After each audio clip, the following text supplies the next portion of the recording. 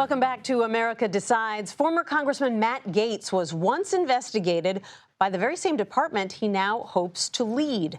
The Justice Department looked into sex trafficking allegations against Gaetz for years. It decided not to charge Gaetz and closed the probe last year.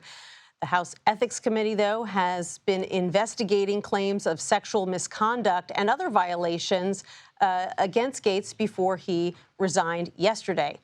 He has denied wrongdoing, we should note. CBS News investigative producer Michael Kaplan joins us now. Michael, you have been investigating these investigations for years. What do we know about what could be in this House ethics report, and will it ever see the light of day? Well, Nancy, we know it could be quite damaging. In June, the committee underlined some of the allegations it was reviewing, including sexual misconduct, illicit drug use, financial impropriety. And it's really those sexual misconduct claims that could prove to be the most explosive. We know at least 4 women have come and testified in front of the committee, telling them they were paid to attend parties with drugs and sex, where Rep. Gaetz was also present. And we know that one of those women has said that she had sex with Gaetz when she was just 17 years old. Her attorney said in a statement today she was a, quote, high school student and there were witnesses. So that just gives you a sense of some of the details that could come out in this report. Gaetz has previously denied all wrongdoing and, has called the committee's investigation a frivolous smear campaign. But he must, it's no surprise he might be feeling relieved that this report may never see the light of day. Right, because now that he's resigned, there's a good chance that the House Ethics Committee could just drop the whole thing. Michael, can you explain why the Justice Department looked into some of these allegations as well, investigating sex trafficking in particular, but then dropped those allegations? Yeah, well, DOJ had investigated Gaetz as part of a larger sex trafficking probe that they opened back in 2019. And this was when President Trump was still president. In fact, as we've since learned, Gaetz had asked Trump for a blanket pardon ahead of Trump leaving office because this investigation was coming down the pike. While the Justice Department brought charges against some of Gaetz' associates, some of whom are in prison now, no charges were ever brought against Gaetz himself.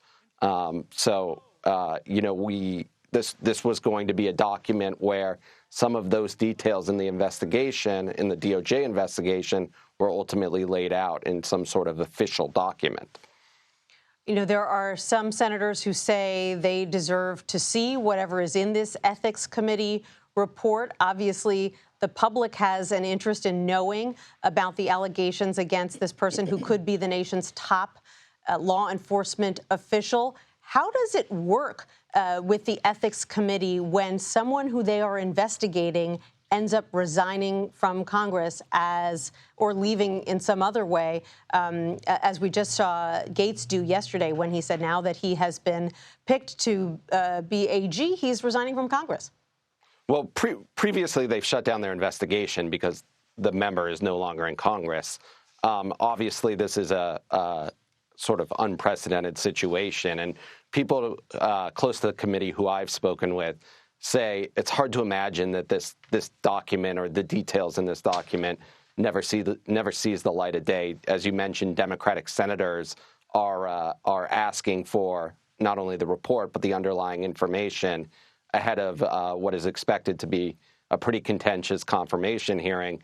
But the committee itself is sort of not commenting on its investigation or on whether they'll ultimately release these findings. Yeah, damaging information has a way of getting out on Capitol Hill, one way or the other. Michael Kaplan, investigative reporter for CBS News, thanks so much. Thank you, Nancy. And to discuss this further, let's bring in our political panel, Kevin Sheridan and Mondaire Jones. Kevin served as a spokesperson for the Republican National Committee. He was also a senior advisor for the Romney-Ryan 2012 presidential campaign. Mondaire previously served in Congress as a Democrat for New York's 17th district. Gentlemen, welcome to both of you. Good to see you. Mondaire, you served alongside Congressman Gaetz, and I imagine that there are a lot of your former colleagues who would really like to see that House ethics report, because Gaetz is not exactly the most popular, now former member of the House, not just when it comes to Democrats, but when it comes to a lot of Republicans as well. Yeah, I served on the House Judiciary Committee with Gaetz, got to know him a little bit on that committee. But perhaps more relevant for this discussion, I also served on the House Ethics Committee. And I know about the important work that this body does.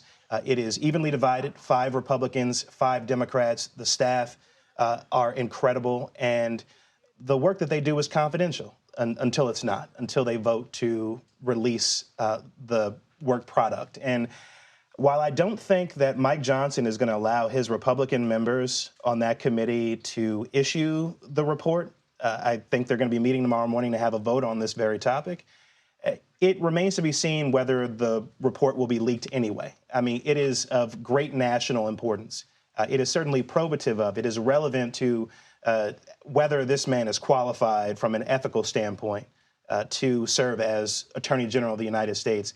I think it is also widely understood that he is not qualified from a legal standpoint. I mean, this is someone who only practiced law for a couple of years, has never been a prosecutor, and who has been credibly accused of sex trafficking, as you noted earlier. And he has few friends on the right on Capitol Hill, Kevin, because even though he is a fierce defender of Donald Trump, he also led the charge to push Kevin McCarthy out of the speakership last year, which is something that most Republicans didn't want. Yeah, now he's got to go back in front of a legislative body, not the same one, but the Senate, and somehow get get confirmation from senators who have lots of friends in the House, I'm sure, and they're not going to, this will not be an easy confirmation, I don't think.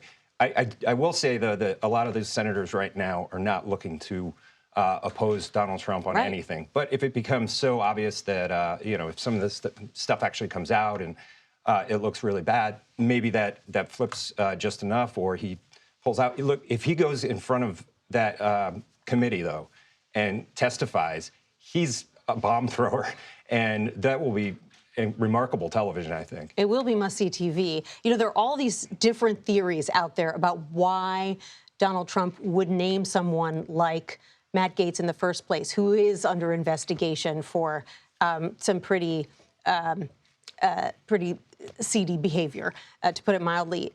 There's one theory that perhaps Trump wants to push him through via recess appointment, have him go wild, in Trump's vernacular, within the Department of Justice, fire a bunch of career attorneys, and then have him leave and bring in someone else. There's another theory that says, well, he's nominating Gaetz because he makes other nominees look more palatable. Which theory do you adhere to? I'm sticking with the theory that this is who Donald Trump actually wants. I actually think that he wants somebody. He's been tortured by the DOJ in his mind for the last 4 years, and I think he wants somebody who's the biggest middle finger he can send into that building. And I honestly believe that's what it is, if he makes it through confirmation.